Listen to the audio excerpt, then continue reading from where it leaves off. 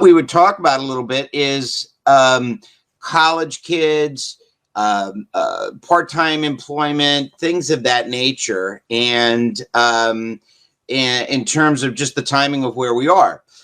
So what's important to understand is that anyone who's working, and it could be literally day one, if you are injured while working, you are entitled to receive workers' compensation. And it doesn't matter. It doesn't matter if it's day one, hour one, whatever it may be.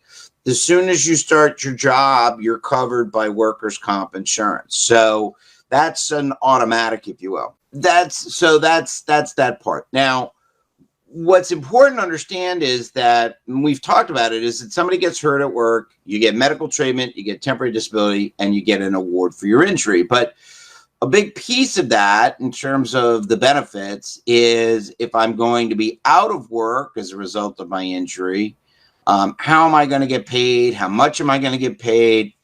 Things of that nature. So what you need to remember is this. Workers' comp says if you're out of work for more than 7 days, you're going to get paid 70% of your gross weekly wage. Well, how do we go about calculating that? If you're doing part-time employment, let's say you're only working 20 hours a week, right?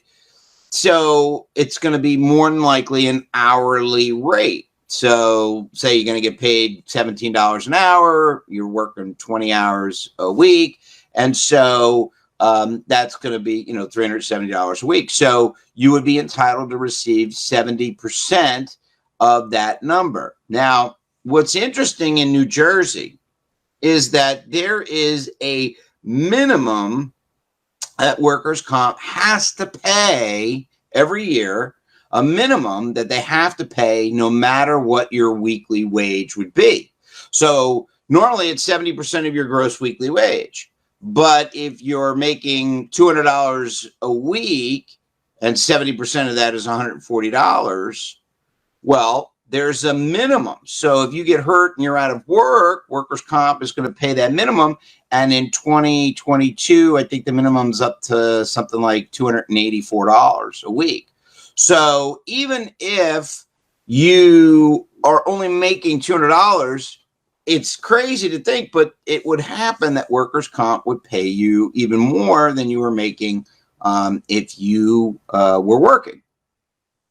So, but that's when you're out of work getting temporary disability. When it comes time to receive your award, that is capped at what your weekly wage was making. So if you were normally supposed to get an award where it would pay you $260 a week or whatever, you're only going to get that 70% of what you were making, $140. So the awards are going to be less, but when you're out of work, you get paid more. So it's interesting. Hey, Colin.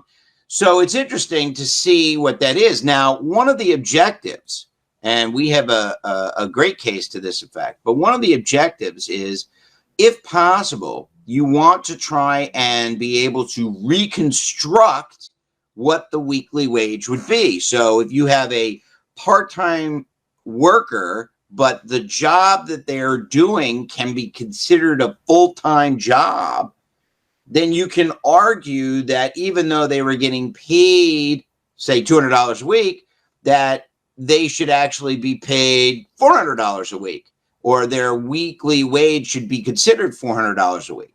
Now, the reason that we try and do that is, A, it would be better per week when they're out of work getting paid temporary disability, certainly. But more importantly, when it comes time to receive an award for their injury, we want that reconstructed wage so that the award can be at what it should be, not reduced because the weekly wage is lower. So it's important to remember that there are a couple of requirements in terms of the reconstruction, and those, you have to see how many hours they're working.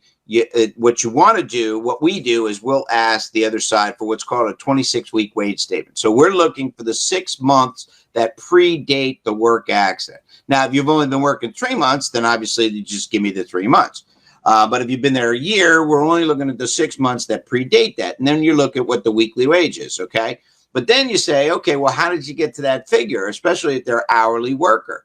So if they're only working 20 hours, 30 hours, 20 hours, whatever it is, then you say, okay, well, is this a job that could be considered a full-time? In other words, does the employer have someone or someones that are working more than, or are working full-time? And if so, then you can argue that even though your person is making X dollars, that it should be reconstructed to the higher rate so that your client, injured worker, can get paid a greater amount while they're out of work. Now, it's important to understand that if you are or in a position that is normally considered part-time employment, I'll give you an example, school lunch aides, bus aides, those jobs, and there are many, many more, but those jobs are not considered full-time jobs. So if you had that job, even though somebody else might be working more hours,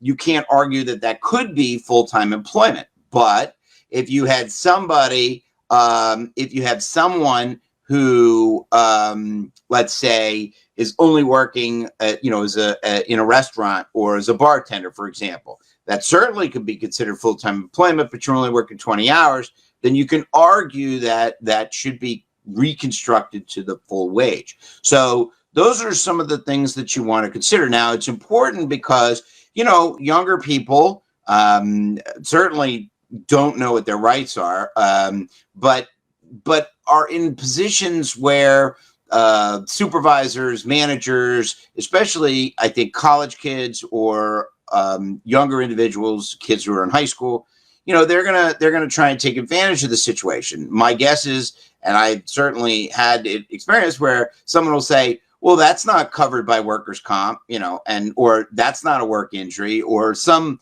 off the cuff remark where, again, how many times we talk about it? You don't know what you don't know. And if some young person is out there and they're working, they slip and fall at work, and then somebody says, well, that's your fault. Okay, well, it might have been their fault, but they're still covered by workers' compensation. You want to look at, again, it's very important, especially if anybody has kids that are going to college, going away to college. If you have a student, let's say you're living in New Jersey, but they're going to North Carolina or they're going to New York or wherever for school, and they're going to get a part-time job. Certainly, you're going to want them to be educated, at least have some working knowledge. If they get hurt, who should they call? Now, certainly, I have a network of lawyers in the tri-state area that if you got hurt in New York, I have a comp guy. If you got hurt in Pennsylvania, I have a comp guy. So we certainly have lawyers in the surrounding states. But if you're going down south, forget about it. I don't know. I have friends of mine who are down there, but you think it's bad in New Jersey. Then you go down to places like Texas or Florida, and you think, holy cow, we're back in the 1800s the way they treat their workers. So, but it's very important that if someone gets hurt if they're away at school and they're doing some part-time work, to understand that there are protections for them, just as if it were full-time employment. And again, in New Jersey, if somebody is going to school or doing part-time work in New Jersey, then certainly they are eligible for the same benefits we talk about all the time. But more importantly, it's important to protect those young kids because, again, I've seen it often where, forgetting small, college kids, you're talking about adults who are getting taken advantage of. Individuals who don't speak English that well get taken advantage of, by everyone, by the doctor, the insurance company, etc. And so it's what makes our job and what we do here so important, because it's just hypercritical in those situations to make sure that people are being protected.